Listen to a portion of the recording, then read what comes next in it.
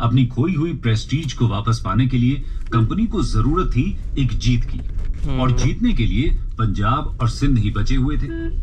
लेकिन पंजाब में राजा रणजीत सिंह जैसे स्ट्रॉन्ग रूलर का रूल था। कंपनी उनके अगेंस्ट रिस्क नहीं लेना चाहती थी, इसलिए वो अपना निशाना बनाते हैं पहले से ही कमजोर सिंध को। ये तो हुआ पहला स्ट्रेटेजिक रीजन। एक और स्ट्रेटेजिक कारण था सिंध के एनेक्सेशन का, जिसे अक्सर रूसोफोबिया कहा जाता है, और वो था रशिया के इन्वेजन का डर।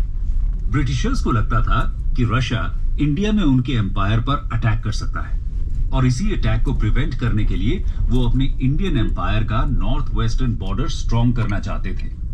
इसके साथ ही ब्रिटिशर्स को यह भी डर था कि पंजाब के राजा रणजीत सिंह सिंध को जीत सकते हैं, और ये वो कभी नहीं चाहते थे। इसलिए कंपनी डिसाइड करती है कि सिंध उनके डायरेक्ट कंट्रोल में होना चाहिए।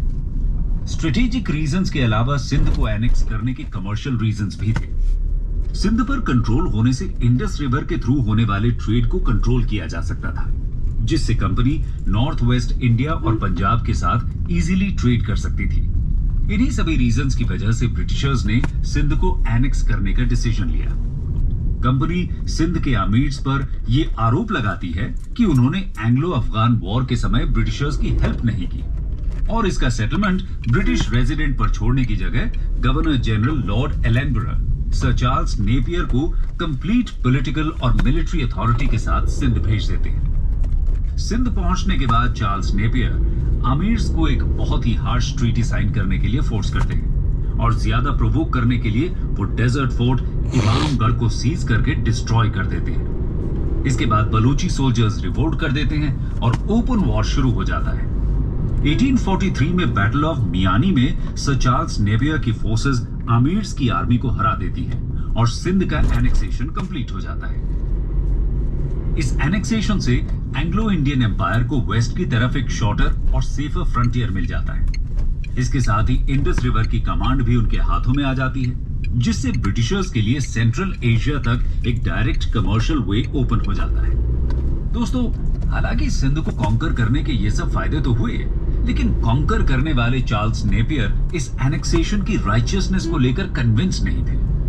अपनी डायरी में उन्होंने लिखा था, "We have no right to seize Sindh, yet we shall do so, and a very advantageous, useful, inhumane piece of rascality it will be." दोस्तों, सिंध के एनेक्सेशन के बाद अब सिर्फ पंजाब ही ऐसा रीजन था जहां कंपनी का कंट्रोल एस्टैब्लिश नहीं हुआ था। तो आइए अब पंजाब की स्टोरी को समझते हैं। Annexation of Punjab. बैकग्राउंड। दोस्तों, पंजाब में रूल कर रहे थे महाराजा रणजीत सिंह, जो कि एक स्ट्रॉन्ग और केपेबल लीडर थे। उन्होंने अपनी आर्मी को यूरोपियन मॉडल पर ट्रेन किया था। ऐसा कहा जाता है कि उनके पास एशिया की सेकंड बेस्ट आर्मी थी, मतलब सिर्फ इंग्लिश ईस्ट इंडिया कंपनी की आर्मी उनसे बेटर थी। ईस्ट इंडिया कंपनी और महाराजा रणजीत सिंह के बीच रिलेशंस की शुरुआत होती है 1809 की ट्रीटी ऑफ अमृतसर से। दोस्तों, ट्रीटी ऑफ अमृतसर 1807 की ट्रीटी ऑफ तिलसित से काफी ज्यादा कनेक्टेड है। ट्रीटी ऑफ तिलसित फ्रांस के नेपोलियन और रशिया के रूलर अलेक्जेंडर द वन के बीच हुई थी, और इसमें डिसाइड हुआ था कि ये दोनों पावर्स लैंड रूट के थ्रू इंडिया को इन्वेड करेंगे। इसी पॉसिबल इन्वेजन से अपने एम्पायर को सेव करने के लिए British governor general Lord Minto 1807 में सर चार्ल्स मेटकाफ को लाहौर भेजते हैं। सर चार्ल्स मेटकाफ एक ऑफेंसिव और डिफेंसिव अलायंस का प्रपोजल महाराजा रणजीत सिंह के सामने रखते हैं। रणजीत सिंह इस